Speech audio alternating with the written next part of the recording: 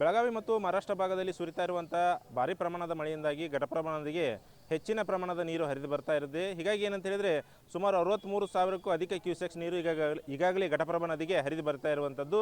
ಈಗಾಗಲೇ ಘಟಪ್ರಭಾ ನದಿ ತೀರದ ಗ್ರಾಮಸ್ಥರಲ್ಲಿ ಪ್ರವಾಹದ ಆತಂಕ ಕೂಡ ಶುರುವಾಗಿರುವಂಥದ್ದು. ಸದ್ಯ ನಾನಿರುವಂಥದ್ದು ಬಾಗಲಕೋಟೆ ಜಿಲ್ಲೆಯ ಮುಧೋಳ ತಾಲೂಕಿನ ಮಾಚಕ್ನೂರು ಗ್ರಾಮದಲ್ಲಿ. ನನ್ನ ಬಲಭಾಗದಲ್ಲಿ ಕೂಡ ನೀವು ನೋಡ್ಬೋದು ಯಾವ ರೀತಿಯಾಗಿ ಘಟಪ್ರಭಾ ನದಿ ಆವರಿಸಿಕೊಂಡಿರುವಂಥದ್ದು. ಘಟಪ್ರಭಾ ನದಿ ದಂಡೆಯ ಮೇಲೆ ಇರುವಂಥ ಮಾಚಕ್ನೂರಿನ ಪ್ರಸಿದ್ಧ ದೇವಾಲಯ ಹೊಳೆ ಬಸವೇಶ್ವರ ದೇವಸ್ಥಾನ ಅರ್ಧಕ್ಕೆ ಅರ್ಧ ಭಾಗ ಸಂಪೂರ್ಣವಾಗಿ ಮುಳುಗಡೆಯಾಗಿರುವಂಥದ್ದು.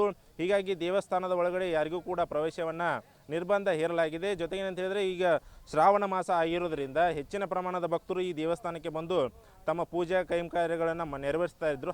ಆದರೆ ಈ ಘಟಪ್ರಭಾ ನದಿ ಪ್ರವಾಹದಿಂದಾಗಿ ಯಾರೂ ಕೂಡ ಭಕ್ತಾದಿಗಳು ದೇವಸ್ಥಾನದ ಒಳಗಡೆ ಹೋಗೋದಕ್ಕೆ ಅನಾನುಕೂಲ ಉಂಟಾಗ್ತಾ ಇರುವಂಥದ್ದು. ಹೀಗಾಗಿ ಏನಂತ ಹೇಳಿದರೆ ದೇವಸ್ಥಾನದ ಒಳಗೆ ಯಾವುದೇ ರೀತಿಯಾದಂಥ ಭಕ್ತರಿಗೆ ಪ್ರವೇಶವನ್ನು ನಿರ್ಬಂಧಿಸಲಾಗಿದೆ. ಜೊತೆಗೆ ಏನಂತ ಹೇಳಿದರೆ ದೇವಸ್ಥಾನದ ಅಕ್ಕಪಕ್ಕದಲ್ಲಿರುವಂಥ ಏನು ಅಂಗಡಿ ಮುಂಗಟ್ಟುಗಳೇನಿವೆ ಸಂಪೂರ್ಣವಾಗಿ ಬಂದ್ ಮಾಡಲಾಗಿದೆ. ಯಾಕಂತ ಹೇಳಿದರೆ ಅವು ಕೂಡ ನೀರಿನ ರಭಸಕ್ಕೆ ಕೂಡ ನೀರಿನಿಂದ ಜಲಾವೃತ ಆಗಿರುವಂಥದ್ದು. ಹೀಗಾಗಿ ಎಲ್ಲ ಅಂಗಡಿ ಮುಂಗಟ್ಟುಗಳನ್ನ ಇಲ್ಲಿಂದ ಶಿಫ್ಟ್ ಕೂಡ ಮಾಡಿರುವಂಥದ್ದು. ಇನ್ನು ದೇವಸ್ಥಾನದ ಒಳಗಡೆ ಯಾರಿಗೂ ಕೂಡ ಪ್ರವೇಶವನ್ನು ನಿರಾಕರಿಸಿದ ಹಿನ್ನೆಲೆಯಲ್ಲಿ ದೇವಸ್ಥಾನದ ಆಡಳಿತ ಮಂಡಳಿ ಭಕ್ತರಿಗೆ ಅನುಕೂಲ ಆಗಲಿ ಎಂಬ ಉದ್ದೇಶದಿಂದ ಉತ್ಸವ ಮೂರ್ತಿಯನ್ನು ಹೊರಗಡೆ ತಂದಿಟ್ಟು ಇಲ್ಲಿನ ಭಕ್ತರಿಗೆ ಅನುಕೂಲ ಆಗಲಿ ಮತ್ತು ಇಲ್ಲಿಯೇ ಪೂಜೆ ಕೈಂಕರ್ಯಗಳನ್ನ ನೆರವೇರಿಸಲಿ ಅನ್ನೋ ಉದ್ದೇಶದಿಂದ ಹೊರಗಡೆ ತಂದಿಟ್ಟು ಭಕ್ತರಿಗೆ ಇಲ್ಲಿಯೇ ಪೂಜೆ ಮಾಡಬೇಕೆಂಬ ಕಾರಣದಿಂದಾಗಿ ಇಲ್ಲಿ ತಂದು ಪೂಜೆಯನ್ನು ನೆರವೇರಿಸ್ತಾ ಇರುವಂಥದ್ದು.